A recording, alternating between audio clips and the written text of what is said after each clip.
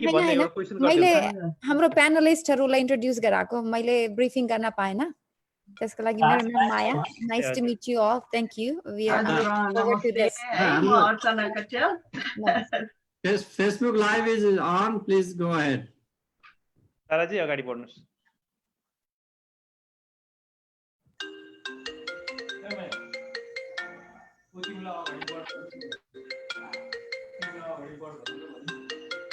खतराजी तपाईको म्युट गर्नुस् मेरो होइन नमस्कार सबैजनालाई आज हाम्रो प्रोग्राम वुमेन्स हेल्थ र वेलबिङमा सहभागी हुनुभएका सबैजनालाई म तारा अधिकारी र NRNA को तर्फबाट स्वागत गर्न चाहन्छु मलाई यो सेसन मोडरेट गर्ने मौका दिएकोमा NRNA लाई धन्यवाद दिन चाहन्छु आज हाम्रो कार्यक्रमको फर्मेट हाम्रो 4 जना प्यानलिस्टहरु हुनुहुन्छ उहाँहरूले सुरुमा छोटो प्रेजेन्टेसन गर्नुहुन्छ प्रेजेन्टेसन गरिसकेपछि अन्तिममा हामीले सबै क्वेशन आन्सर सेसन सबैजना बसेर क्वेशन आन्सर सेसन गर्छौं हाम्रा श्रोताहरू भर्चुअल ऑडियन्सहरु जहाँबाट पनि तपाईहरु पार्टिसिपेट गरिराख्नु भएको छ प्लिज क्वेशनहरु पोस्ट गर्नुस् जुम लिंकमा गरे पनि हुन्छ फेसबुकमा गरे पनि हुन्छ हामीले सकेसम्म सबै क्वेशनहरु एड्रेस गर्ने ट्राई गर्छौं टाइमली परमिट गर्यो भने now without the delay let me introduce our first speaker. Before that, let me just tell you a line about me.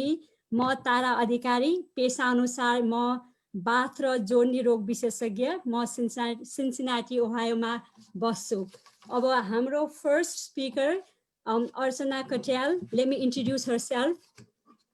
She is a scientist, has a PhD in food and health nutrition from Colorado State University and Masters in Science from Tribhuvan University, Nepal. She focuses on healthy diet and lifestyle to prevent diseases. For decades, she has been working and educating on food, herbs, and spices as a natural tool for preventing and healing common health ailments. She has in-depth experience in various sectors, research, as well as food and nutrition industries, including pharmaceuticals. She is not only a scientist, she has played active role in networking, social networking. She was the past president of Florida Nepal Association and vice president of the Nepali Women's Global Network. She is currently president of Abhi Katel Memorial Foundation, which is a charity non-profit organization. She will be shedding light today on healthy kitchen, especially in the view of current pandemic. As we hear, we have overwhelming information in all social media, which is not authenticated information. Now, without delay, I would like to hand over my virtual mic to Dr. Katel. Let's welcome her.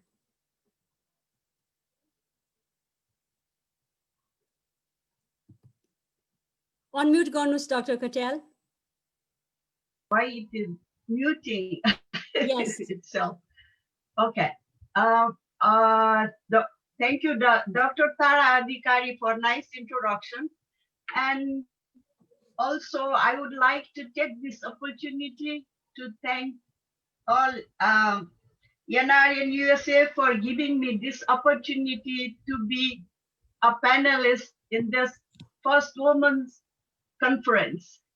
Thank you. And I'm gonna start my presentation now. Oops.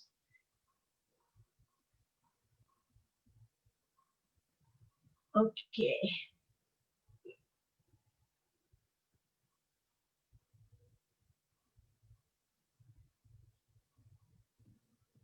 Just a second.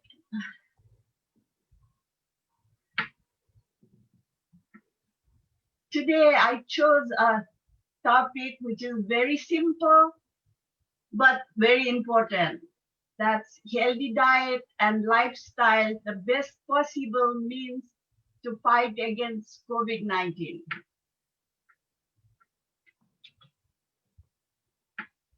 A healthy diet is a natural and powerful healing tool, as Dr. Adhikari said in the introduction.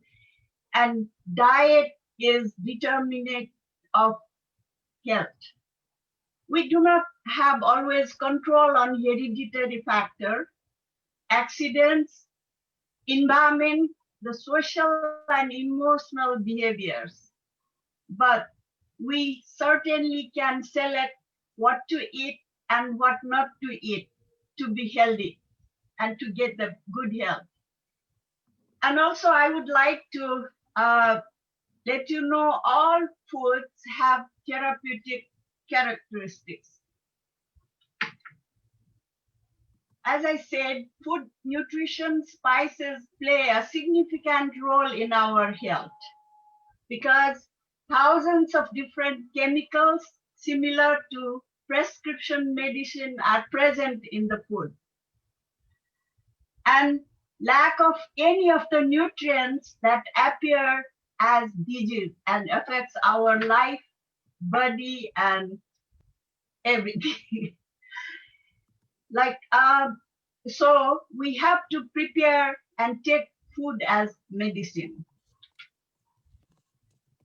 Like I said, diet is the determinant. So daily diet and eating right prevents many diseases. And our body is a complicated nature-made machine which needs fueling.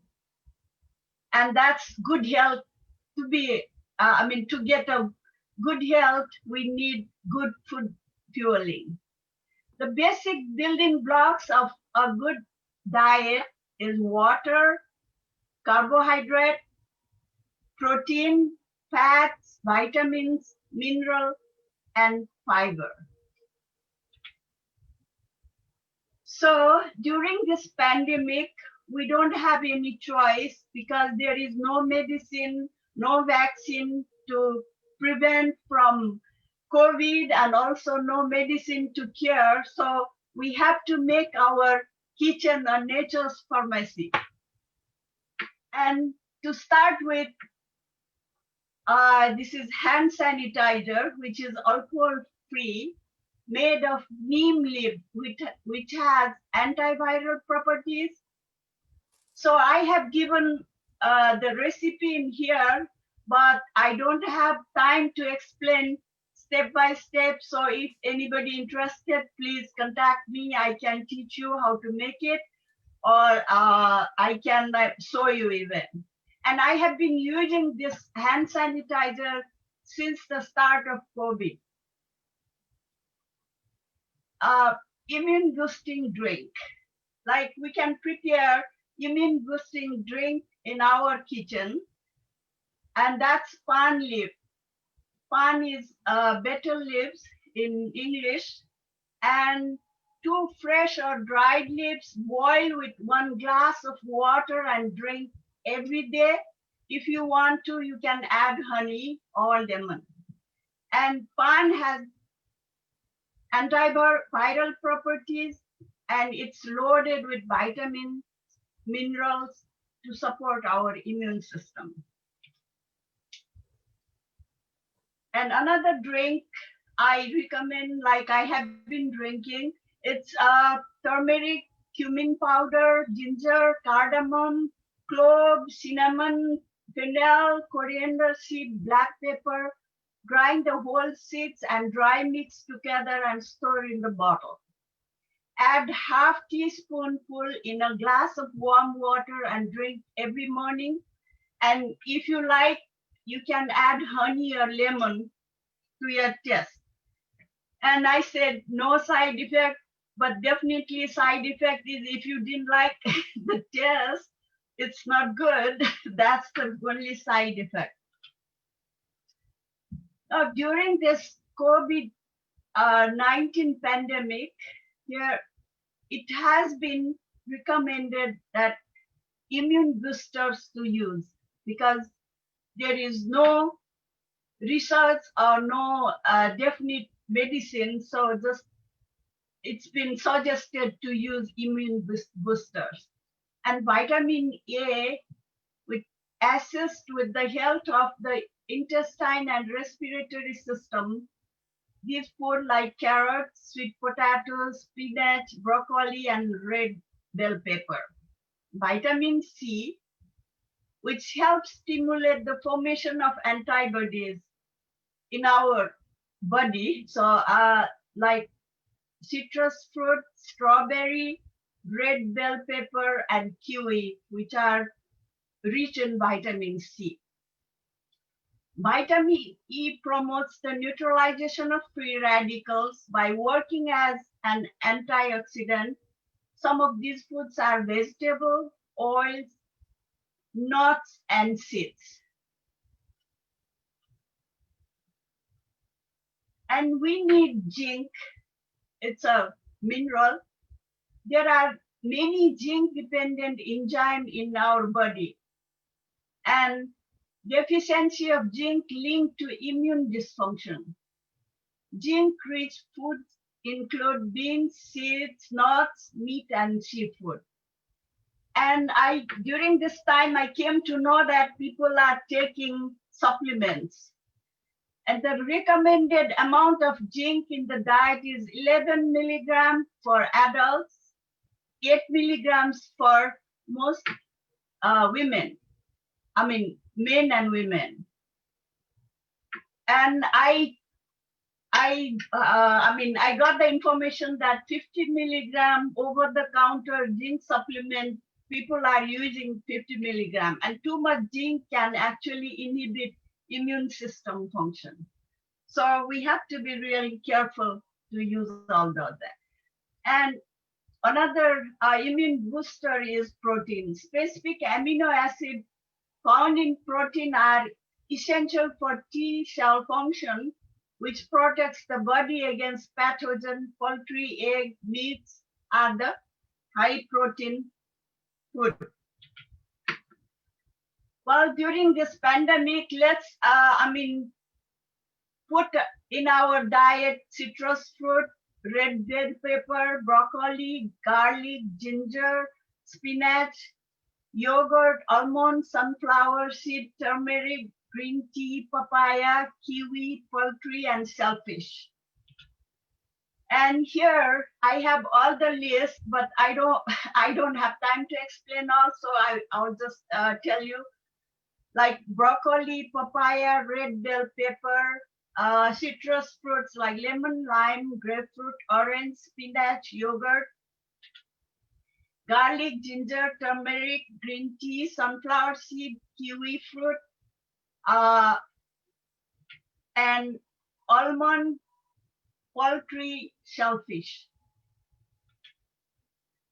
So with that, all food, we want to focus on variety. Just eating one food would not help to get all the nutrition for our healthy life. So variety is the key to get the proper nutrition. Pay attention to serving sizes and recommended daily intake.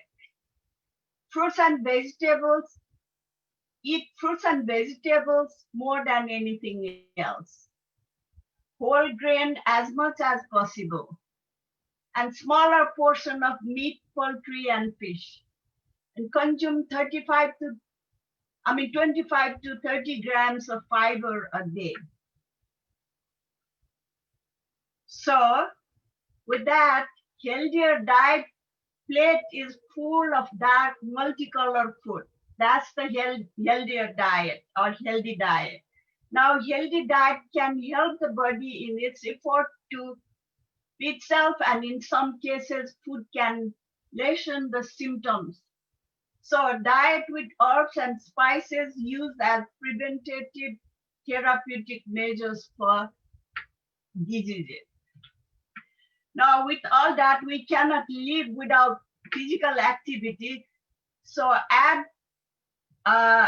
20 to 30 minutes of physical activities, at least. If you can add more, that's even better. So walking, yoga, sports, household work, gardening, etc. So do it any of those for from 20 to whatever minute you want to do, if you can spare some time. Well, with this, I'm ready to take questions, but I have one thing, all these food and immune booster, all those are suggestions. Only we can prevent this COVID is wear your mask when you go out and social distancing. Keep it in mind. Thank you. धन्यवाद doctor कटेल doctor कटेलको presentation एकदम राम्रो थियो सानो मैले summarise गर्दाखेरि चाहिँ सबै हाम्रो पार्टिसिपेन्टहरूलाई खानेकुरा खाँदाखेरि चाहिँ तपाईहरुको प्लेट तपाईहरुको टेबलमा चाहिँ विभिन्न कलरका तरकारी फलफुल सबै कुरा राखेर खानुस् अनि हेल्दी कुरा खानुस् अब without delay we gonna move to our next speaker हाम्रो अर्को नेक्स्ट स्पिकर चाहिँ Roji Karna she is an incredibly bright PhD student. She completed her undergraduate and master's in biological science at Stanford University, California. She is currently pursuing her doctorate degree in clinical psychology at Stanford. She is actively involved in the community-based mental health clinic and community health awareness council. She also has quite a bit of experience working with adults, children, and families with various mental health needs. After completing her doctorate degree, she hopes to focus mental health needs in Nepal, especially in the marginalized population. Today, she'll be speaking about the impact of COVID-19 on the mental health. Let's welcome her. Dr. Rosie Karna, take your virtual mic. Thank you so much, Dr. Tarati. सबैभन्दा पहिला चाहिँ यहाँ उपस्थित सबै panellist अनि Facebook अथवा अरू प्लेटफर्मबाट हामीलाई लाइभ हेरिरहनु भएको सम्पूर्ण दर्शकहरूलाई चाहिँ मेरो नमस्कार। आज तपाईहरु समक्ष मैले मेरो नलेज शेयर गर्ने मौका पाएकोमा चाहिँ म Sorry, was I muted? You are good now, yeah. Okay, so once again, thank you so much, Dr. Tara, for that wonderful introduction. सबैभन्दा पहिला चाहिँ म यहाँ उपस्थित सबै प्यानलिस्ट अनि फेसबुक तथा अरू प्लेटफर्मबाट हामीलाई लाइभ हेरिरहनु भएको सम्पूर्ण दर्शकलाई चाहिँ मेरो नमस्कार।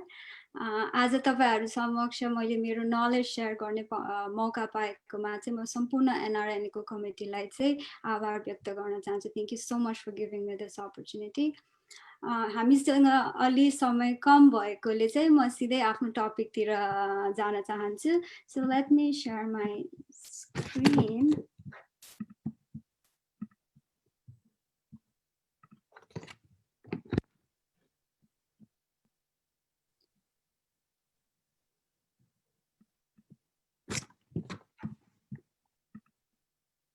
Okay. So as I'm talking about the impact of COVID-19 on mental health. अर्थात् कोरोना भाइरसले हाम्रो मानसिक स्वास्थ्यमा चाहिँ कसरी र कस्तो असर पारेको छ त। सबैभन्दा पहिला चाहिँ let's talk about what is mental health. मानसिक स्वास्थ्य भनेको चाहिँ के हो हैन? So WHO, World Health Organization, mental health यसरी define गरेको छ, a state of well-being in which the individual realizes his or her own abilities, can cope with the normal stresses of life, can work productively and fruitfully, and is able to make a contribution to his or her own community. The summary, it's more about mental health. It's a combination of social, emotional, and psychological well-being. हामी के सोच्छौं, के महसुस गर्छौं, कस्तो क्रिया गर्छौं, हामी आफैसँग र एकअर्कासँग हाम्रो सम्बन्ध कस्तो छ, कसरी जीवनमा हामी निर्णय लिन्छौं अथवा तनाव परेको बेला हामी कसरी त्यसको सामना गर्छौं, यी सबै कुराले चाहिँ हाम्रो मानसिक स्वास्थ्यलाई चाहिँ परिभाषित गर्छ अथवा डिफाइन गर्छ। अब मानसिक स्वास्थ्य भन्ने बित्तिकै चाहिँ हामी मानसिक रोग लागेको व्यक्तिलाई मात्रै उपयुक्त छ अथवा मानसिक स्वास्थ्य भनेको चाहिँ मानसिक रोगविहीन अथवा एब्सेन्स अफ मेन्टल इलनेस भनेर चाहिँ सोच्छौँ, तर त्यो चाहिँ गलत सोच हो। यो चित्रमा के देखाएको छ भन्दाखेरि चाहिँ मानसिक रोग लागेका व्यक्तिहरू पनि कोही चाहिँ एकदमै सजिलैसँग फस्टाइरहेका हुन्छन् भने चाहिँ कहिलेकाहीँ चाहिँ मानसिक रोग नलाग्दा पनि मान्छेहरू सुस्त हुन्छन्, डिपेन्डिङ अन इन्डिभिजुअल्स फङ्सनिङ अनि सोसल वेलबिङ। त्यो चाहिँ इट डिपेन्ड्स अन कतिको समाजबाट आफ्नो घर परिवारबाट चाहिँ सहयोग पाइरहेको छ अनि आफ्नै इन्डिभिजुअल रेजिलियन्सीले पनि यो सबै कुरा डिटरमाइन गर्छ। सो मेन्टल इलनेस भन्ने बित्तिकै चाहिँ छैन भन्ने बित्तिकै चाहिँ मेन्टल हेल्थ राम्रो अथवा छ भने चाहिँ नराम्रो भन्ने सोच चाहिँ गलत हो है। सो टिपिकली भन्नु पर्दाखेरि चाहिँ हाम्रो जीवनको लाइक हरेक गतिविधि र अन्तर्क्रियाले चाहिँ हाम्रो भावनामा चाहिँ उतार चढाव ल्याइरहेको हुन्छ। It's like you know waves, ups and downs. कहिलेकाहीँ चाहिँ हामीलाई एकदमै खुसी लाग्छ, कहिलेकाहीँ चाहिँ एकदमै दुखी फिल हुन्छ, कहिलेकाहीँ चाहिँ साथीभाइ परिवारहरूको बिचमा पनि हामी एकदमै एक्लो फिल हुन्छ र कहिलेकाहीँ एक्लै बस्दा पनि कस्तो हर्षित आनन्द अथवा पूर्ण महसुस हुन्छ होइन। कहिलेकाहीँ चाहिँ एकदमै रिस उठ्ने, कहिले एकदमै एन्जाइटी फिल हुने, एकदमै चिडचिडा इरिटेबिलिटी फिल हुने हुन्छ होइन। यी सबै उतार चढाव चाहिँ जेनरली भन्दाखेरि चाहिँ एकदमै नर्मल हो होइन। अनि यी सबै इमोसन्स, फिलिङ्स, यो बिहेभियर्सहरू चाहिँ हामी हाम्रो ल्याङ्ग्वेजमा चाहिँ एकदमै नर्मल र टिपिकल भन्छौँ र एकदमै क्षणिक पनि हुन्छ, that it's not long lasting. अनि हाम्रो मानसिक स्वास्थ्यलाई चाहिँ कायम राख्नलाई चाहिँ टु मेन्टेन हाम्रो मेन्टल हेल्थ चाहिँ यी सबै उतार चढावहरूलाई चाहिँ एकदमै सन्तुलनमा राख्नुपर्छ होइन। यो चाहिँ एकदमै जरुरी छ। तर हामी अहिले चाहिँ एकदमै च्यालेन्जिङ र एकदमै स्ट्रेसफुल टाइमबाट गइरहेका छौँ होइन। विश्वभरि नै it's such a very stressful time for all of अस।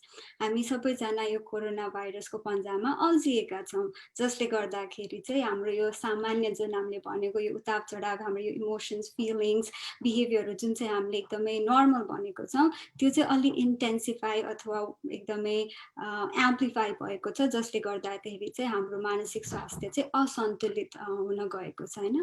यो ग्राफ चाहिँ बेसिकली कैनेडियन स्टडिजमा बेस्ड हो, तर यो अवस्था चाहिँ every country around the world मा छ भनेर चाहिँ भन्नु गलत सायद हुँदैन होला। यो कोरोनाले ल्याएको मानसिक स्वास्थ्यका परिणामहरू चाहिँ एकदमै लाइक इन्टेन्स एन्ड इमेन्स छ अहिले चाहिँ होइन। कैनेडियन रिसर्चर्सहरूले चाहिँ के भन्नुहुन्छ भन्दाखेरि चाहिँ यो कोरोनाले ल्याएको कन्सिक्वेन्सेसहरूलाई चाहिँ फोर्थ वेभ पेन्डेमिक भन्छन् होइन। सो अहिले यो कोरोना लगाइसकेपछि चाहिँ the rate of suicide, anxiety, depression, the use of substances, domestic violence अथवा घरेलु हिंसा, सेक्सुअल भाइलेन्सहरू चाहिँ एकदमै नै बढेको छ होइन। अब किन बढेको छ? बिकज सोसल डिस्टेन्सेस, हामी आफ्नो साथीभाइ घर परिवारहरूभन्दा टाढा छौँ, धेरै भेटघाट गर्न मिल्दैन, काम रोकिएको छ, त्यसले गर्दाखेरि इकोनोमिक अनसर्टिनिटी भएको छ। कति मान्छेहरू डेली वेज वर्कर्सहरू फर इक्जाम्पल जुन चाहिँ दिनमा आउने त्यो इन्कममा घर चलिरहेको थियो भने अब त्यो नहुँदाखेरि चाहिँ धेरै आर्थिक कठिनाइ प्लस लाइक बेसिक निड्सहरू जुन चाहिँ लाइक खाना लाउन पिउने त्यो कुरा नै कतिजनाले पाइरहेका छैनन् होइन। विद्यार्थीहरूको भविष्य अन्यलमा छ, सबै वर्क फ्रम होम भएको भएर त्यो बााउन्ड्री, त्यो रुटिनहरू छैन, त्यो बााउन्ड्री अलिक ब्लर भएको छ पर्सनल प्रोफेसनल लाइफ। यी सबै कुराको कारणले गर्दाखेरि चाहिँ मानसिक स्वास्थ्यलाई चाहिँ अलिक चुनौती दिइरहेको छ। अनि यो ग्राफमा हेर्ने हो भने चाहिँ सायद हामी भ्याक्सिन आउँछन् अनि कोरोना केसेसहरू जान्छन् होला, तर the impact on the mental illness अथवा मान्छेमा आइपरेको यो असर चाहिँ अलि लङ लास्टिङ र अलि इन्ड्योरिङ हुन्छ भन्ने कुरा चाहिँ रिसर्चहरूले देखाइरहेका छन्। तर के लाइक यो कोरोना भाइरसको असर चाहिँ सबैलाई नै एकै नासले असर गरेको छ त अनि I am really this question चाहिँ मलाई एकदमै नै इम्पोर्टेन्ट लाग्छ अनि एकदमै जान्न जरुरी पनि छ मलाई एउटा क्लासमा मेरो प्रोफेसरले भनेको कुरा चाहिँ एकदमै I resonate with that we are all in this storm together but we are all in different boats. So हामीलाई चाहिँ यो कोरोनाको आँधीले हामी सबैलाई असर पारेको छ तर सबैजनालाई चाहिँ अलि विभिन्न र अलिक अर्कै मात्रामा असर पारेको छ अनि रिसर्चले चाहिँ के देखाएको छ भन्दाखेरि चाहिँ कोरोनाले चाहिँ typically male भन्दा womenलाई अलि बेसी मात्रामा असर पारेको छ like comparatively like यो स्टडी गर्दाखेरि चाहिँ 56% of women compared to like 66% of women compared to 54% of male in terms of like mental health मा चाहिँ त्यस्तो डिफरेन्सेसहरु छैन अब त्यो स्टडी चाहिँ if you want to like learn more about it पछि कुरा गरौँला हैन तर यो भित्र पनि सबैभन्दा अलि बेसी असर पार्ने चाहिँ individuals who are holding minority status अब त्यो केमा हुन्छ मैले डेली वेज वर्कर्सहरु भनिहाले इन्कमको डिफरेन्स भएकोहरु जसलाई अलरेडी प्री एक्जिस्टिङ कन्डिसन्सहरु छ हैन जसलाई पहिलेदेखि नै they know that they are diagnosed with some kind of mental illness अथवा physical illness any kind of that त्यो कुराले गर्दाखेरि पनि त्यो यो कोरोनाले चाहिँ अलि त्यो सिचुएसनलाई चाहिँ अझै नराम्रो बनाएको छ सेक्सुअल आइडेन्टिटी LGBTQI कम्युनिटीहरुलाई पनि अलि बेसी नै इम्प्याक्ट गरेको छ सो यसरी हेर्दाखेरि चाहिँ there is a lot of like it's not same there's a differential impact of COVID-19 and so I'll explain गर्ने model say you can go it and I don't want to go it in detail. Excuse me, I'm sorry, I just wanted to give chance to all the presenters to present their to put their points. If you can please consolidate quickly because you have over 5 minutes of your time. Thank you. Sure, thank you so much for letting me know. I'll surely conclude now. So I don't want to like यसमा चाहिँ म धेरै जान्दिन तर like हुन्छ नि it can be explained from more genetic, social, cultural perspective बाट पनि धेरै उसमा चाहिँ महिलाहरु नै केयर गिभर्सहरु हुन्छन् फ्रन्टलाइन वर्कर्सहरु हुन्छन् त्यसले गर्दाखेरि पनि यो स्ट्रेसहरु चाहिँ यो कोरोनाले अझै बेसी नै इम्प्याक्ट गरेको छ वुमेनहरुलाई अनि like last month say like I really want to like end with something like I know this is such a difficult time for all of us particularly women and minority status तर कसरी कोप गर्ने भन्दाखेरि चाहिँ I am kind of divided into two different things decreasing vulnerability factors or increasing the protective factors and it's there you have like more important say it's more about taking care of yourself self care like चाहिँ एकदमै importance दिनुपर्छ maintaining routine अघि भर्खरै म भन्दा पहिलाको प्रेजेन्टरले भनिसक्यो खाना एकदमै इम्पोर्टेन्ट छ sleep is so important हैन अनि also if there is any time like हुन्छ नि एकदमै गाह्रो भएको बेलामा चाहिँ seek professional help है that's so important म चाहिँ एकदमै शर्टमा भने but if there are more questions I'm happy to answer later on but thank you so much. All right. Let me, it was really interesting presentation. I wish we had more time so that, you all can explain in more details. But without any delay, I'm going to go over to the next speaker, Dr. Sridhar Paudel. He is a psychiatrist at Massachusetts General Hospital, Harvard Medical School.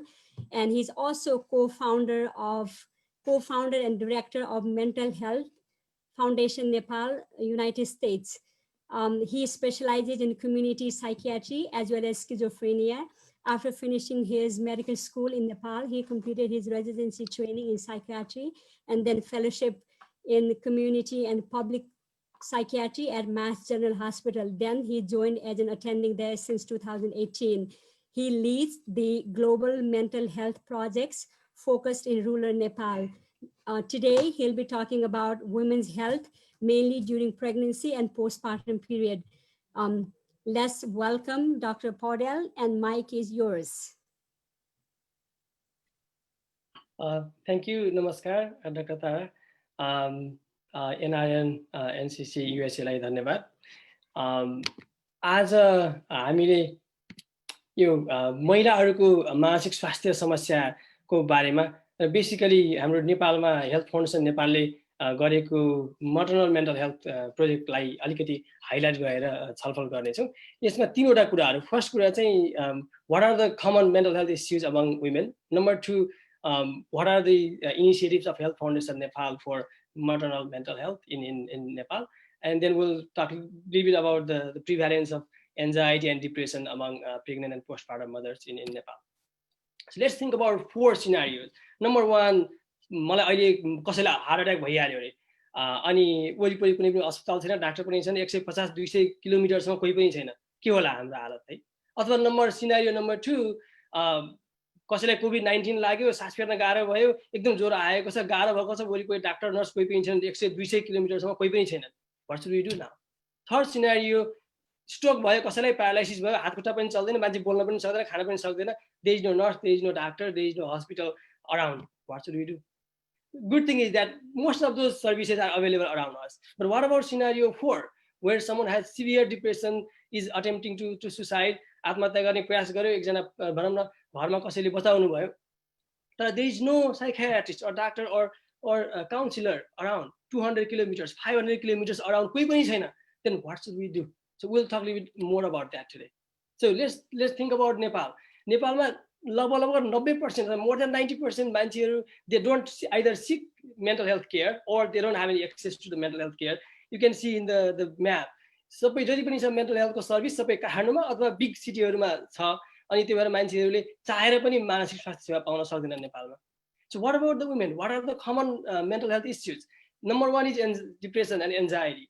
यो चाहिँ लगभग 1 in 5 भनेको 20 देखि 25% महिलाहरूमा जीवनकालमा एकपटक कुनै बेला डिप्रेसन अथवा एन्जाइटी हुन्छ हैन. अनि डिप्रेसन चाहिँ महिलाहरूमा बढी हुन्छ, एन्जाइटी पनि महिलाहरूमा बढी हुन्छ. अनि त्यसपछि डिप्रेसन चाहिँ नम्बर 1 कज अफ सुसाइड पनि हो हैन. अनि सँगसँगै PTSD चाहिँ यो पनि महिलाहरूमा नै बढी हुन्छ. किन हुन्छ त महिलाहरूमा यो समस्याहरू है? जस्तो अघि हामीले अलिकति छोटो कुरो गर्दै थियौँ, डाक्टर रोजीले कुरो गर्दै हुनुहुन्थ्यो, सोशल डिस्क्रिमिनेसन अगेन्स्ट वुमेन. यो पहिलो दर्जाको होइन, महिलाहरू भनेको दोस्रो दर्जाको समाजमा हैन. उनीहरूले सबै चिज गर्नुपर्छ, गाउँघरमा सबै चिज सहेर बस्नुपर्छ, तर दोस्रो दर्जाको हुनुपर्छ. सम्पत्ति छैन, पढाइ लेखाइ छैन, अनि पावर छैन, then they have high risk of developing mental health issues.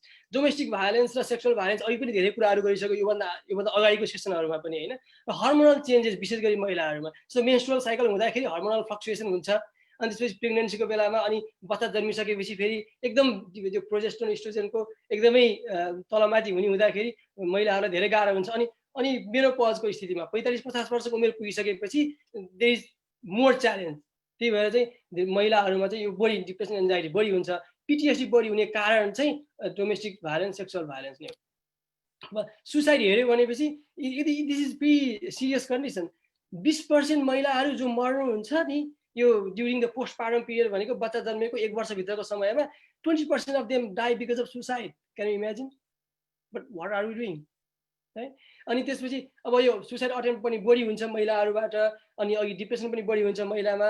अनि suicide is the leading cause, number 1 cause of mortality among teenage girls in this country, America र सायद त्यो नेपालमा पनि हो.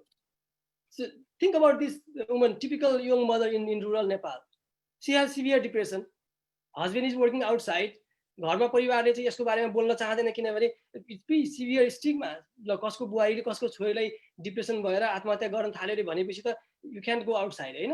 अनि फाइनान्शियल इस्यु छ, र परिवारमा पैसा भएकै मान्छेहरू भए पनि they don't have access to the psychiatrist or the counselors. Then there are so many challenges, but there are opportunities as well. So that's why Health Foundation Nepal stepped on, and we are conducting different mental health projects in Nepal, and especially maternal mental health project. So you मैले चाहिँ अलिकति थोरै स्टडीको बारेमा भन्छु, त्यसपछि अनि we'll discuss a little bit more what we are doing. अनि हामीले यो स्टडी रेकर्ड राख्न थालेको मार्च 2019 देखि हो. As of July 2020 we have total 745 murders हामीले त्यतिलाई चाहिँ स्क्रिन गरेर ट्रिटमेन्ट गर्यौँ हैन. त्यो मध्ये चाहिँ धेरै जसो चाहिँ जनजाति हुन्थ्यो. यो चाहिँ दाङ जिल्लाको 2 वटा गाविस हो. अनि तर 15% चाहिँ दलित महिलाहरू हुनुहुन्थ्यो भनेपछि 25-26% चाहिँ ब्राह्मण क्षेत्री हुनुहुन्थ्यो. अनि एन्जाइटी हेर्दाखेरि एन्जाइटी लगभग 17%, 100 जनामा 17 जना आमाहरूलाई चाहिँ एन्जाइटी देखियो. अनि डिप्रेसन हेर्दाखेरि 7% जस्तो, 100 मा 7 जनालाई चाहिँ क्लिनिकल डिप्रेसन देखियो. अनि हामीले चाहिँ यसलाई इथनिक डिस्ट्रिब्युसन हेरौँ न के कस्तो हुँदो रहेछ, दलितहरूमा कस्तो छ, अरूमा के छ भनेर हेर्दाखेरि हेर्न सक्नुहुन्छ अहिले दलित महिलाहरूमा लगभग डबल एन्जाइटी देखियो अरू ब्राह्मण क्षेत्रीय जनजाति भन्दा पनि होइन। अनि अझ मोर सिभियर हेर्नुहोस् त प्रेग्नेन्सीको केसमा चाहिँ यो लगभग 50%, 47% of mothers who are pregnant and are Dalit they have significant anxiety, they need treatment right now. अनि त्यसरी हामीले डिप्रेसन हेर्दाखेरि पनि same you can see double छ दलितहरूमा चाहिँ ब्राह्मण क्षेत्रीहरू भन्दा, तर सबैमा एकदम दिस इज सिग्निफिकेन्ट इस्यु। अनि प्रेग्नेन्सी र पोस्टपार्टम हेर्दाखेरि चाहिँ प्रेग्नेन्सीमा चाहिँ बढी देखियो डिप्रेसन एन्जाइटी दुवै चाहिँ यो पोस्टपार्टममा भन्दा पनि। तर हाम्रो यो स्टडीले के देखाउँछ भने pregnancy is a protective factor for suicide, तर डिप्रेसन एन्जाइटी चाहिँ बढी नै देखिन्छ, त्यही भएर they will suffer more during the pregnancy. अनि what are we doing through Health Foundation Nepal? We have something called Smile Mothers campaign. हाम्रो उद्देश्य के भने सबै महिलाहरू आमाहरू चाहिँ हाँस्न र खुसीले बाँच्न पाउनुपर्छ भन्ने हाम्रो यो क्याम्पेन हो। अनि यो क्याम्पेन हामीले गएको 1.5-2 वर्षदेखि चलाइरहेका छौँ। मेनली अहिले हाम्रो फोकस चाहिँ नेपालको दाङ जिल्लामा छ। अनि यसमा चाहिँ हामीले अवेरनेस क्याम्पेनहरू गराउँछौँ, गाउँ गाउँमा गएर मदर्स ग्रुपहरू छ, अनि सबै कम्युनिटी पिपुललाई अनि लोकल लिडरहरूलाई हामी चाहिँ इन्भाइट गर्छौँ, यो क्याम्पेनहरू गर्छौँ मेन्टल हेल्थ अवेरनेसको लागि। अनि त्यसपछि we try to find people who have depression anxiety early detection. गाउँ गाउँमा गएर घर घरमा गएर हरेक महिलाहरू जो चाहिँ प्रेग्नेन्ट र पोस्टपार्टम हुनु सबैलाई गर्छौँ। Nobody is left behind, every one will be counted. अनि त्यसपछि हामीले चाहिँ अर्ली ट्रिटमेन्ट गर्छौँ। केही जसलाई सामान्य माइल्ड अथवा मोडरेट खालको एन्जाइटी डिप्रेसन भएकोलाई चाहिँ काउन्सिलरहरूले बाई विकली काउन्सिलिङ गर्नुहुन्छ घरमै गएर। They don't have to come to health centre, हामी चाहिँ घरमै गएर प्रोभाइड गर्छौँ यो सर्भिस। तर जसलाई चाहिँ अलिक बढी सिभियर खालको मानसिक स्वास्थ्य समस्या छ उनीहरूलाई चाहिँ काउन्सिलिङ पनि हुन्छ, तर सँगसँगै वी डु अर्ली कन्सल्टेसन र रिफरल पनि। हाम्रो चाहिँ दाङ जिल्लामा there is no psychiatrist, there is no psychologist, the whole district doesn't have anything होइन। अनि त्यही भएर हामीले काठमाडौँ र अमेरिकामा भएको साइकोलोजिस्ट र साइकियाट्रिस्टहरू भोलिन्टियर हामीले चाहिँ कन्सल्टेसन गर्छौँ र रिफरल गर्छौँ चाहियो भने, र हाम्रो मेडिकल अफिसरलाई युज गरेर हामीले चाहिँ यहाँबाट यो मेडिसिन प्रिस्क्राइब गर्नुहोस् भन्छौँ, उहाँले त्यो मेडिसिन प्रिस्क्राइब गर्नुहुन्छ, हामी फलोअप गर्छौँ। अनि the cost of mental health services for a mother for whole 1 year is just $10. Think about that. $10 can provide mental health service, free service for a mother for whole 1 year. That is our cost of the treatment. हामीले so far 800 भन्दा बढी आमाहरू pregnant र postpartum मदरहरूलाई चाहिँ treatment गरिसकेका छौँ र screen पनि गरिसकेका छौँ दाङ जिल्लामा। र हामीले योभन्दा अलिक स्टेप अप गर्ने हाम्रो नेक्स्ट फेज छ। टेक होम मेसेज, महिलाहरूमा मानसिक स्वास्थ्य समस्या एकदम सिग्निफिकेन्ट छ। पिटिएसडी, डिप्रेसन, एन्जाइटी प्रमुख रोगहरू, र त्यो के कारणले गर्दाखेरि हुन्छ भन्ने कुरा हामीले अघि भनिसक्यौँ। डिस्क्रिमिनेसन, भाइलेन्सको कुराहरू नै प्रमुख हो र हर्मोनल चेन्जेस चाहिँ अर्को एउटा हो। अनि त्यसपछि यो एकदमै धेरै यो दलित महिलाहरू चाहिँ डिसएडभान्टेज छन् पहिलेदेखि नै। त्यो महिलाहरूमा अझ बढी समस्या। 50% of Dalit mothers who are pregnant they also have anxiety and or depression, significant हो है भनेपछि। But good thing is that if we implement community-based mental health program, we can help all those mothers. That is a great thing. I want to thank everyone who are part of this initiative, and NRNA and all the panelists and all the sponsors who support our Smile Mothers campaign. Thank you. Thank you, Dr. Podell. That was incredible, very informative presentation. And I do agree that it is so unfortunate that we lose these young women. हाम्रो भर्खर बच्चा जन्मेको कलिलो नारीहरूलाई हामी कति loose गर्छौँ. They have an incredible life just like ours. We really thank you, the efforts you are putting forward. Now, without delay, I'm going to introduce our next speaker, Vishnu Maya Upadhyay. She is dual certified family and women's health nurse practitioner. She acquired her graduate degree from UT Southwestern and Texas Women's University, and she completed her doctorate of nurse practitioner from Chamberlain University. She authorized few research papers, and she is also actively involved in women's health as well as screening depression in women and other adults. And she owns and operates her own practice in Texas. She's very active in various community networks. It's almost a half a page long, so I can tell that she's very actively involved. That's why she's recognized with various certificates and medals. Okay, now without delay, Dr. Upadhyay, this is your mic. Go ahead. Thank you, Dr. Meena. I know I have very limited time, and I promise that I'll finish within 10 minutes. I would like to say that the main theme of my presentation today is all the people who are watching this today should take charge of their health, because we are 100% responsible. Nobody is coming to help us. It's our accountability to take care of ourselves. Moving into that, health is wealth. You are sick, you are in your bed, children are around, husband is cooking in the kitchen. There is so much of fancy foo-foo going around, but you cannot enjoy because you're sick. If you do not have health, you cannot enjoy your fancy car, big bank balance, good house. So please pay attention to your health. This is my main message today to relay. Health is not only just the physical health. It has to be a complete set of physical, mental, and social well-being. That's why NRNA has put this presentation together, where we brought in a psychologist, a psychiatrist, and a nutritionist to tell you what is health. Just because you come in and say that I'm not sick does not mean that you're healthy. I have seen people come into the clinic over and over again. Labs are fine, physical exam is good, but they don't feel good because their mental health is not there. They're socially isolated. So today's talk for today is also let you know, all of you should know what is a wellness paradigm. This is my favorite. I want, if nothing out of this presentation, this is what I want you to take home. We want to be on a high level of wellness, and we are going to get this only if we are aware of what's going around us, by being educated, by staying progressive in our health. If we don't, the minute we lose control, the signs and symptoms of illnesses slowly creep in, and we don't even know when we become disabled and we face the premature death. So please remember this wellness paradigm. The main purpose, NRNA has put this presentation together, is to educate and increase the awareness in the public. We are not here to talk about treatment modalities, all other fancy things. All we are saying, please pay attention to little signs and symptoms that your body starts to speak, so you could go to your healthcare provider and seek help in early stages, so we could have improved quality outcomes. 70% of death in US is caused by chronic disease. Did you all know that? High blood pressure, high blood sugar, high cholesterol. If you could control these, you can nail down 70% of death rate in US. And these are some factors. Number one leading cause of death is cardiovascular. And what is causing it? Again, high blood pressure, sugar, not taking care of your health, obesity. And we can nail that down by just being aware, bringing the awareness by attending seminars and educational classes like this. Common cancer in men, prostate, very common cancer, but it's easily detectable. Why not go for screening? Why not have a doctor check your prostate so you can prevent that death? And most common cancer in women, breast cancer, that can be easily prevented by just doing self-breast exam at home on monthly basis. And number one leading cause of death, leading cause of cancer in men and women is lung and colorectal. Again, stop smoking, go for your screening test. Everybody who is out there, please ask these questions to yourself. Am I at risk for high blood pressure? Do I have high cholesterol? Am I going to have diabetes, or do I have diabetes? If you smoke or you are just a couch potatoes, am I obese? Ask these questions, and if you have any of those, please pay attention and seek help.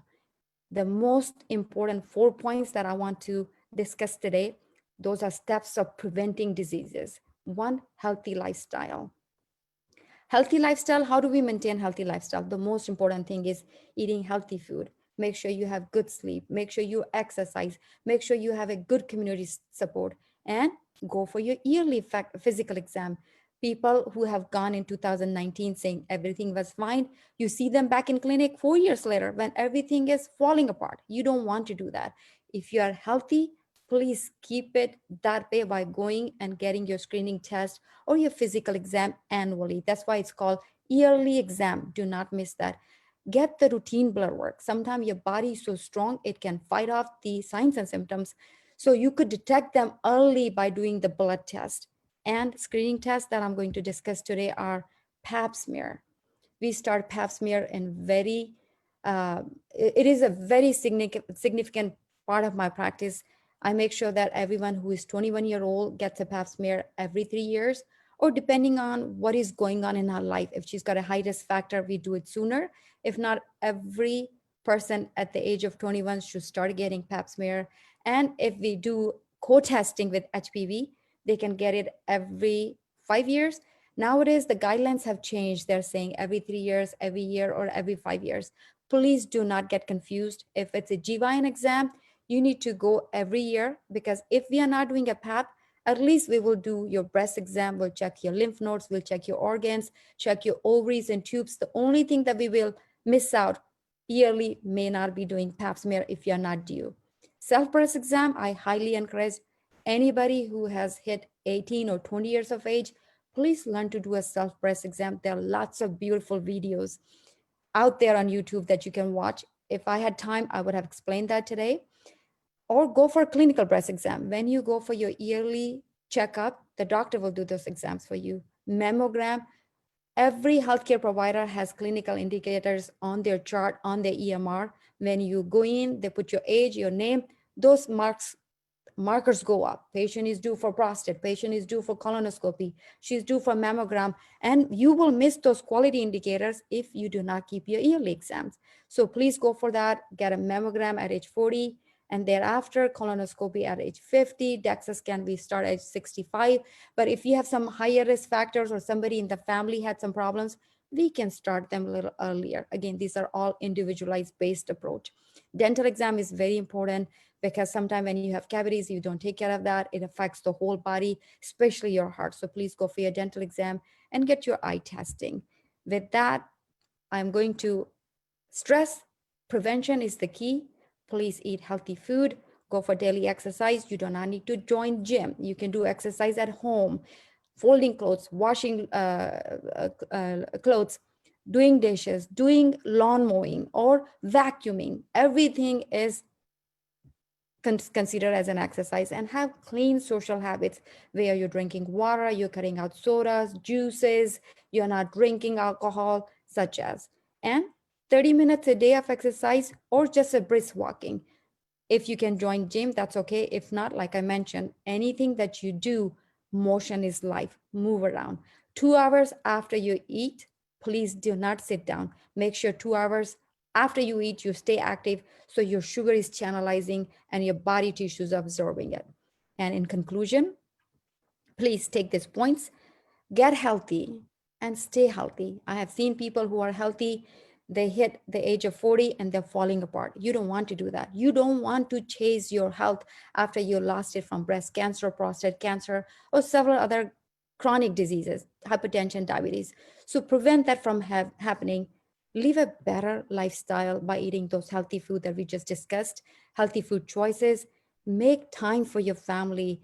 Mental health, we discussed over and over again. A cuddle with your family, a laughter with your child, or playing your childhood games with your family will automatically rejuvenate you. Please do not undermine that. And just because we are saying this talk here, healthy lifestyle, exercise, diet, that does not mean that you stop taking your medications. You have to take all the medications as prescribed by your healthcare provider. Stay in close proximity so they can decide an individualized plan for you. And whatever you have gained that worked for you, or whatever you have gained today from our presentations, please share it with your neighbors, with your family members, or your coworkers, because knowledge is power. With that being said, I'm so thankful for NRNA for giving me this opportunity. It was my distinct honor. Thank you. Back to you, Dr. Meena. Dr. Adhikari. All right. That was such a great presentation. And your presentation is really, really energizing. हामी म पनि महिला हुँ म सबै महिलालाई एउटा अनुरोध चाहिँ के गर्दछु भने प्लिज हामी बिजी छौँ हामी बच्चालाई बेलुका स्विमिङमा लान्छौँ अहिले कोभिडले नलगिरा होला त्यो अर्कै कुरा हो हामी बेला बेलामा उहाँ बच्चाहरूलाई कता लान्छौँ ग्रोसरी जान्छौँ स्विमिङ जान्छौँ तर प्लिज आफ्नो क्यालेन्डरमा आफ्नो लागि मेरो म्यामोग्राम कहिले मेरो प्याप स्मेयर कहिले म कोलोनोस्कोपी गर्ने कहिले डेक्सा स्क्यान गर्ने त्यो कुरा चाहिँ प्लिज क्यालेन्डरमा राख्नुस् जुन बेला इन्जोय गर्ने बेला हो त्यो बेला सफरिङ गर्यो भने चाहिँ लाइफभरि जिन्दगीभरि उहाँले डाक्टर उपाध्यायले भने जस्तो good car good house good community good kids good grand kids हामीले के पनि इन्जोय गर्न सक्दैनौँ. Such an incredible presentation. All right, now thank you all for an excellent presentation, and now we are open for panel discussion. I do have few questions from audience, and I have questions for yourself. I made some few questions. All right, now first question, सुरुको question चाहिँ मेरो doctor पौडेललाई छ. म पनि दुईटा बच्चाको आमा हुँ, हेर्नुस् डाक्टर पौडेल. अनि दुईटा बच्चाहरू जन्मेपछि I was very happy. तिनीहरूलाई हेर्दाखेरि I was incredibly happy. तर there were some moments म एकदम sad भएँ, एक दुई दिन रोइ पनि होला. एकदम overwhelmed पनि भयो हैन. अनि especially first couple of weeks after childbirth. अब तपाईले हामीलाई के भनिदिनु पर्यो भने के कुरा चाहिँ नर्मल रियाक्सन हो, के कुरा भयो भने महिलाले नयाँ मदरले वरी गर्ने, परिवारले के कुरा भयो भने चाहिँ ए लौ यो त नर्मल होइन, हामीले यो कसरी प्रिभेन्ट गर्ने, कुन चाहिँ कुरामा हामीले कुन चाहिँ वार्निङ साइन हो, यसो त्यसमा अलिकति हाइलाइट गरिदिनु हुन्छ कि? एकदमै महत्त्वपूर्ण क्वेसन हो डाक्टर तारा. अब हामीले धेरैले भन्नुहुन्न, अघि यहाँ अलिकति भन्दै फिजिकल हेल्थ कुरो गऱ्यो, मेन्टल हेल्थ कुरा त्यति धेरै गर्न पाइएन. तर हामी महिलाहरूले विशेष गरी यो अरू सबै जाँच गराउँछौँ, तर मेन्टल हेल्थको जाँच गराउँदैनौँ, मलाई थाहा छैन होइन. हामी धेरै मैले देखेको छु, हाम्रो साथीभाइ एकदमै रुनुहुन्छ, गाह्रो छ, एकदमै पीडा सहेर पनि बसिराख्नु पर्छ. Specially young mothers who are professionals, full time जब बाहिर पनि छ, घरमा पनि फुल टाइम जागिर छ होइन. अनि त्यसपछि इट्स प्री च्यालेन्जिङ. र यसमा स्पेसिफिक भएर भन्नुपर्दाखेरि चाहिँ अब डेलिभरी भइसकेपछि सुरुको केही समय फर्स्ट 1-2 हप्तासम्म चाहिँ it is natural for us as mothers to cry. त्यो चाहिँ सामान्य कुरा, सबै रुन्छन्, धेरै जसो रुन्छन्. अनि रोयो भन्नेमा पिर गर्न पर्दैन, that is normal reaction, normal emotion हुनुपर्छ. त्यो भएन भने द्याट माइट बी एबनर्मल है. तर त्यो रोएर तर दिनदिनै रोएको गर्ने अथवा चाहिँ अब दिनको 4 घण्टासम्म रोएको गर्ने भयो भने द्याट इज वान थिङ है. अर्को कुरा चाहिँ रुनी मात्रै होइन कि त्यसपछि अब यदि आमाले चाहिँ अब बच्चा केयर नगर्ने, आफ्नो केयर पनि नगर्ने, खाना पनि छोड्ने, राति सुत्न पनि गाह्रो भयो भनेपछि that is other sign.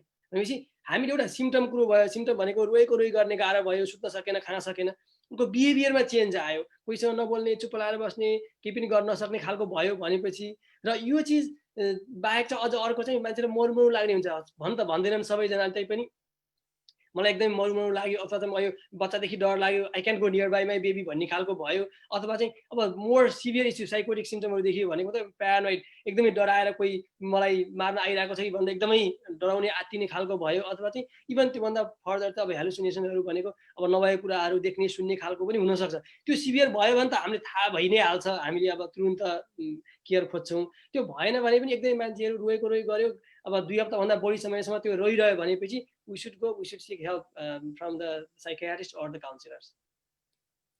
Thank you. I have one more follow-up question. त्यसमा चाहिँ के हामीले परिवारले अथवा महिलाले हामीले केही यो प्रेग्नेन्सीको बेलामा, इमिडिएटली बच्चा जन्मेको बेलामा हामीले के गरेर यो कुरा बचाउन सकिन्छ? त्यस्तो भइहाल्यो भने हामीले कसरी सपोर्ट गर्ने? हजुर, एकदमै महत्त्वपूर्ण कुरा. त्यसमा दुईटा यो प्रिभेन्टिभ एस्पेक्ट हो होइन. अघि प्रिभेन्टिभ मेडिसिन कुरो गरेको थियो हामीले, चाहिँ psychiatric illnesses, mental illnesses can be prevented, that is fact है. हामीले धेरै बोल्दैनौँ, द्याट इज नोन. अनि अब पहिलो कुरा भनेको हाउ क्यान बी प्रिभेन्ट भनेको लेट्स बी मोर रेजिलियन्ट. अघि यहाँ धेरै प्रेजेन्टेसनमा आइसक्यो. टु समराइज, हामीले मेन्टेनिङ बायोरिदम, खानेकुराहरू समयमा सुत्ने, समयमा खाने, मान्छेहरूसँग इन्टरेक्सन गर्ने, हेल्दी लाइफस्टाइल नम्बर 1 भयो.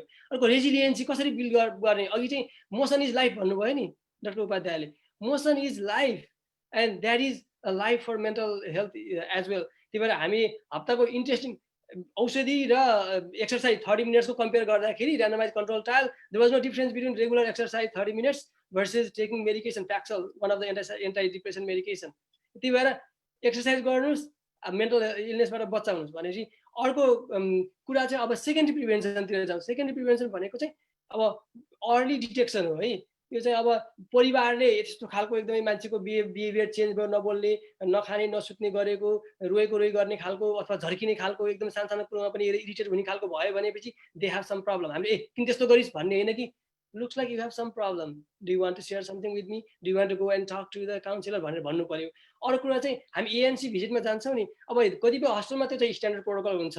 अब हाम्रो नेपालको कुरो गर्दाखेरि that's not available. तर यहाँ चाहिँ ANC भिजिटमा जाँदाखेरि हरेक पटकमा त्यो के अरे PHU9 र GAT7 को स्क्रिनिङ क्वेशनहरु हुन्छ. अनि त्यसको आधारमा अनि I have some depressive symptoms or the anxiety symptoms भन्ने त्यतिबेला पनि थाहा पाउन सकिन्छ हैन.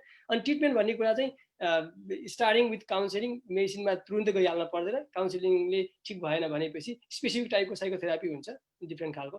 अनि त्यो भएन भने मेडिसिनको कुराहरु हुन्छ. Thank you. मलाई चाहिँ डाक्टर कटेललाई एउटा क्वेसन सोध्ने मन लाग्यो. यही अब आज वुमेन्स हेल्थ अब वुमेन्स हेल्थको प्रोग्राम भएर तपाईहरुको डाक्टर कटेलको कोभिडको प्रेजेन्टेसन चाहिँ एकदम इन्ट्रेस्टिङ थियो. जसरी डाक्टर पौडेलले हाम्रो समाजमा अब कति कुराहरू थाहा पाएर गरिन्छ, कति कुराहरू थाहा पाएर गरिँदैन. अब मेन्टल हेल्थमा चाहिँ स्टिग्मा भएर हामी जाँदैनौँ, भन्दैनौँ, सहेर बस्छौँ हैन. अब अर्को चाहिँ मैले मेरो एक्सपिरियन्स, मेरो एक्जाम्पल दिएको कारण चाहिँ अब म पढे लेखेको मान्छे, अब हामीले अब दाङमा, डडेलधुरामा, बाजुरामा जहाँ कुनै मान्छेलाई के पनि नलेज छैन, उहाँ कस्तो बाटो गइरहेको हुनुहुन्छ त भनेर. अब मेरो सुरुको ठुलो छोरा अहिले ऊ 17 वर्षको भयो, नेपालमा जन्मेको. My family was wonderful. उहाँले एकदम सपोर्ट गर्नुभयो. अनि उहाँले चाहिँ they went to extent that उहाँले एउटा जना मलाई मात्रै सेवा गर्ने एउटा मान्छे राख्नुभयो. हेर्नुहोस्, I am grateful to that. तर मलाई चाहिँ जहिले पनि एउटा स्ट्रगल के भयो भने न्युट्रिसन पार्ट हैन. नानी यो खाने, यो नखाने, हरियो साग नखाने, दालले पेट दुख्छ, तातो चिनी पानी खानुपर्छ. स्पेसली म भेजिटेरियन भएको भएर न्युट्रिसन फ्याक्ट अलमोस्ट 0. त्यो चाहिँ कन्भिन्स गर्न धेरै गाह्रो भयो. त्यही भएर हाम्रो डाक्टर कटेलले चाहिँ के कुरा हाम्रो जनरल पब्लिकलाई भनिदिनु पर्यो भने बच्चा पाउने पिरियडमा, बच्चा जन्मिसकेपछि जुन गाह्रो, it is exciting but very difficult time. धेरै कुराले गर्दा स्पेसली दाङ, बाजुरा जहाँ चाहिँ छुयाछुतो अनेक कुरा गरेर महिलालाई सेग्रिगेट गरेर राख्छन्, त्यस्तोमा झन् गाह्रो. उहाँलाई तपाईँको पिस अफ एडभाइस के छ? उहाँले कस्तो खानेकुरा खाने, उहाँको परिवारहरूले कसरी सपोर्ट गर्नु, ल त्यसमा इनलाइट गरिदिनु पर्यो. हजुर, धन्यवाद. एकदम राम्रो क्वेसन हो. म पनि अब भनौँ न, आई हेभ गन थ्रु हैन. त्यो बच्चा जन्मेपछि एउटा त सुरुमा अब अलिकति भइहाल्छ कसरी गर्ने, के गर्ने भनेर. अब नेपालमा त एकदम सपोर्ट सिस्टम एकदम राम्रो छ. सासू अब सास ससुरा भन्यो, अब जोइन्ट फ्यामिली सिस्टम हुन्छ धेरै जसो. त्यसमाथि पनि तेल लाउन आउने मान्छे हुन्छ. त्यो अब सुन्नुहोस्, सुरुदेखि नै म भन्छु, एउटा नेपालमा हाम्रो के छ भने भनौँ न, अब घाममा बस्नै पर्छ भनेर जुन गर्छौँ नि नेपालमा सुत्केरी भएपछि, that's very scientific and it's needed. किनभने सनलाइटमा बस्यो भने भाइटामिन डी पाउँछ हैन. अब त्यो भाइटामिन डी एटलिस्ट 30 मिनट सनलाइटमा चाहिँ बस्यो भने त्यो भाइटामिन डीले गर्दाखेरि मेन्टल हेल्थमा इफेक्ट पर्छ हैन. अब त्यस्तै अर्को के छ भने इसेन्शियल फ्याटी एसिड्सहरू चाहिन्छ त्यो बेलालाई. किनभने यो प्रेग्नेन्सीमा त्यो कम हुँदै जान्छ. अब यहाँ त सप्लिमेन्टहरू दिन्छ, त्यसले गर्दाखेरि त्यति डिप्लिट हुन पाउँदैन. अनि त्यो EPA, DHA, ओमेगा 3 फ्याटी एसिडहरू भएन भने यो मेन्टल हेल्थमा चाहिँ अनेक थरीको साइन्सहरू देखा पर्छ. एउटा चाहिँ त्यो भयो. अर्को चाहिँ भाइटामिन बी को कमी भयो भने मेन्टल हेल्थलाई प्रब्लम हुन्छ. किनभने B6, B9 र B12 डेफिसियन्सीले के गर्छ, सिन्थेसिस अफ न्युरोट्रान्समिटर, अब सेरोटोनिन, डोपामिन र नोर एड्रेनालिन कम गर्छ. अब किनभने नेपालमा अब भाइटामिन खाने भन्ने त चलनै छैन. त्यो चाहिँ सबै खानेकुराबाट आउँछ.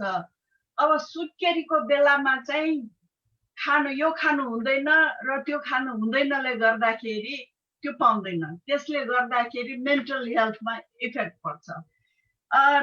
त्यो भएकोले गर्दाखेरि म चाहिँ के भन्छु भने अर्को चाहिँ चाहिने, मैले अघि पनि भने मेन्टल हेल्थको लागि जिङ्क एकदमै चाहिन्छ, आइरन हैन, सेलेनियम, यो डेफिसियन्सी भयो भने चाहिँ मेन कज चाहिँ मेन्टल हेल्थमा पर्न जान्छ। त्यसैले अब एउटा अर्को कुरा के छ भने गाउँघरमा त सागपातहरू छ, तर अब खुवाउँदैन होला जस्तो लाग्छ, किनभने ग्रिन खायो भने बच्चाको पेट फुल्छ, बच्चाले भनौँ न अब हावा लाग्छ भन्ने कुरा चाहिँ थियो है। अब हाम्रो पालामा अहिले के छ मलाई त्यो थाहा भएन, खानु हुँदैन भनेर हामीलाई चाहिँ ग्रिन चिजहरू खानै दिँदैन थियो। अब त्यसले गर्दाखेरि यो न्युट्रिसनको कमी हुन जान्छ र त्यसले मेन्टल हेल्थमा इफेक्ट हुन्छ।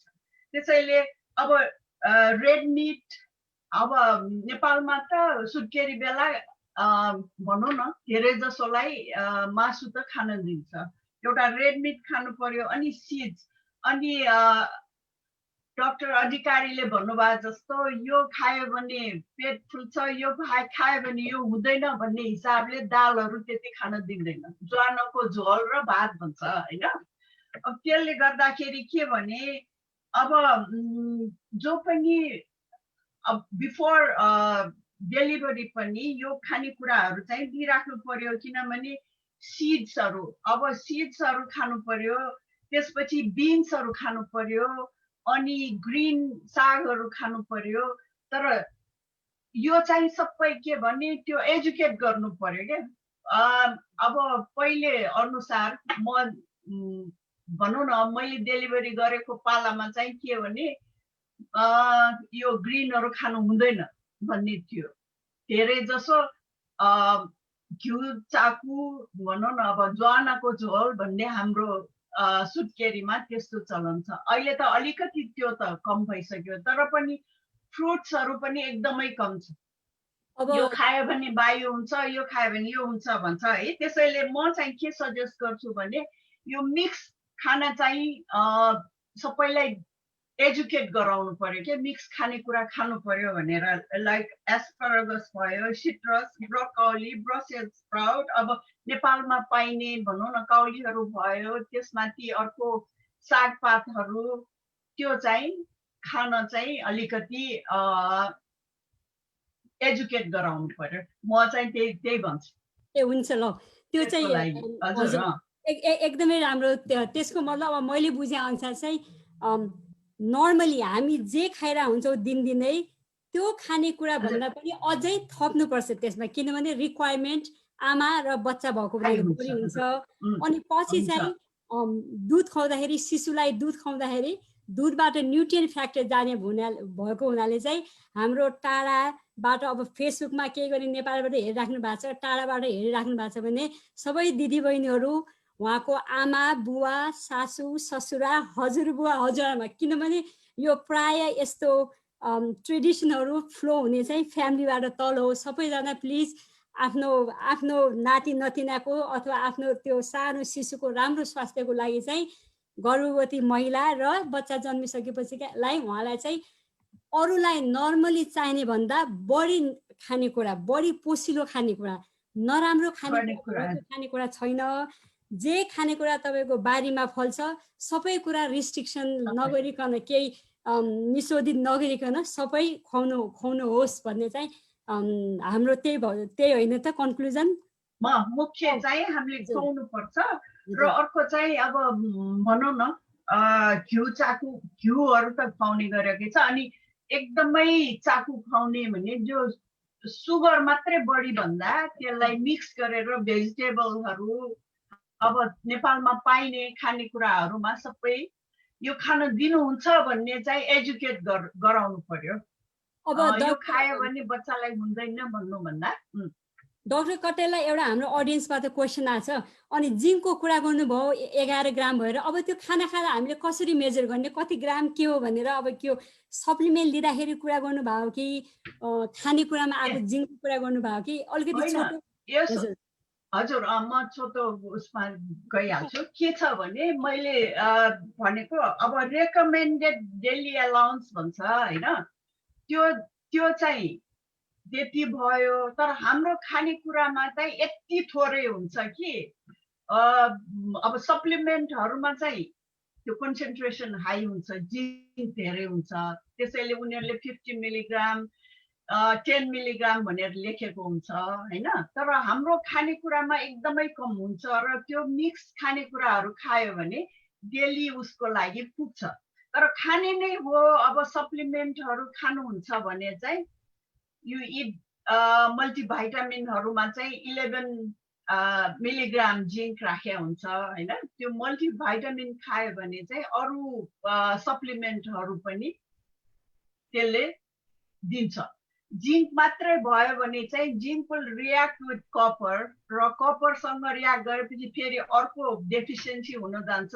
र त्यसको सिम्पटम के भने instead of immune boosting immune चाहिँ झन् रेड्युस हुन्छ अनि त्यसले गर्दा अर्को चाहिँ मैले के पनि सुनेको छु भने यो कोभिड भएपछि धेरै मान्छेहरू चाहिँ किडनी फेल भएको छ है यो चाहिँ कसरी भइरहेछ भने मैले धेरै मेरो डाक्टर साथीहरूसँग यता कुरा गर्दाखेरि अनि अर्को चाहिँ यहाँ साथीभाइहरू जो हेरिराख्नु भएको छ उहाँहरूले मलाई पठाउनु भएको थियो ल यो खानुपर्छ रे 50 मिलिग्रामको जिङ्क खानुपर्छ रे भनेर पठाउनु भएको थियो हैन तर के भने 50 मिलिग्रामको जिङ्क खानुको सट्टा खानै मन लाग्छ भने मल्टिभाइटामिनमा 11 मिलिग्राम भएको जिङ्क खानुस् त्यसले चाहिँ फाइदा गर्छ अब 50 मिलिग्राम जिङ्क मात्रै खाएर भएन अर्को चाहिँ भाइटामिन सी खाने भने अब भाइटामिन सी को चाहिँ म्याक्सिमम टलरेबल डोज कति छ भने 200 मिलिग्राम के 2000 मिलिग्राम छ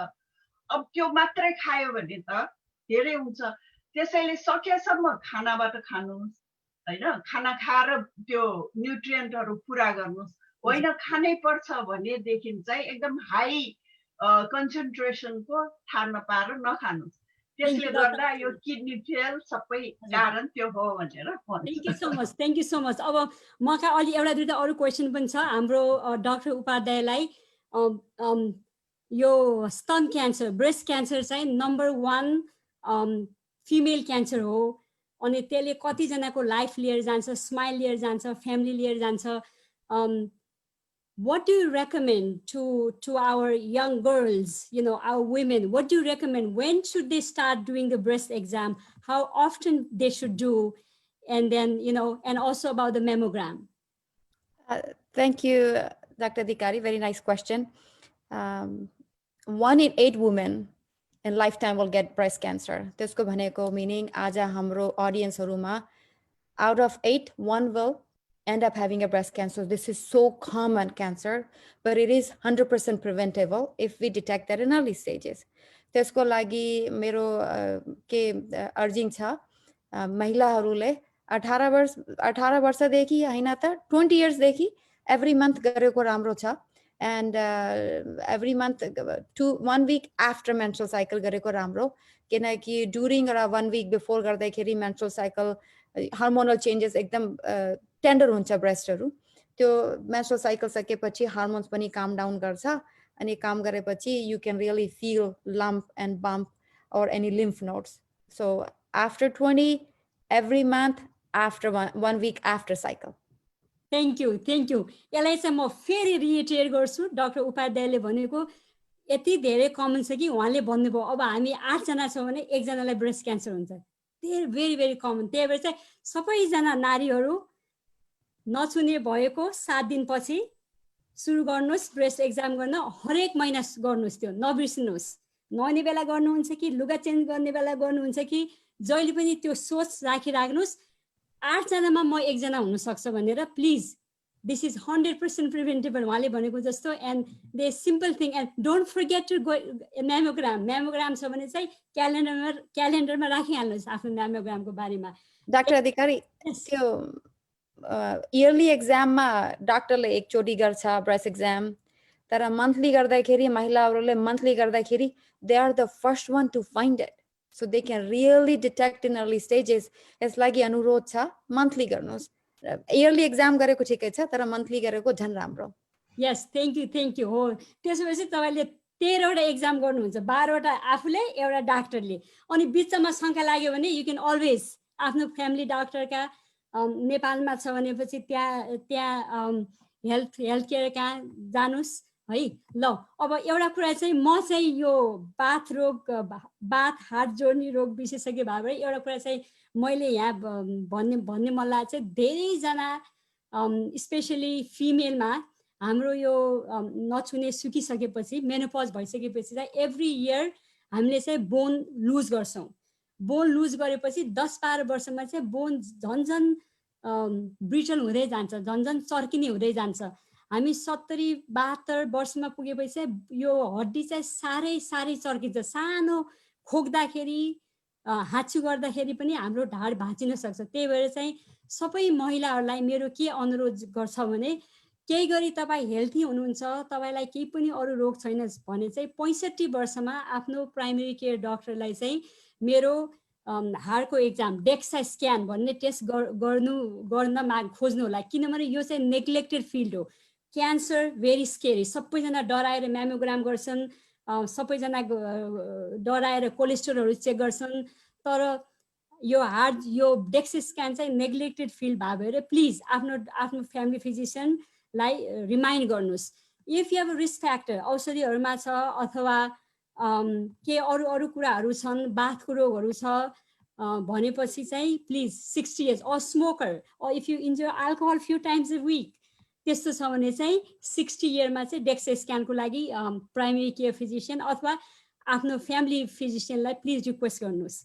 now I have few more questions. अर्को चाहिँ हाम्रो रोजी बहिनीलाई क्वेसन छ।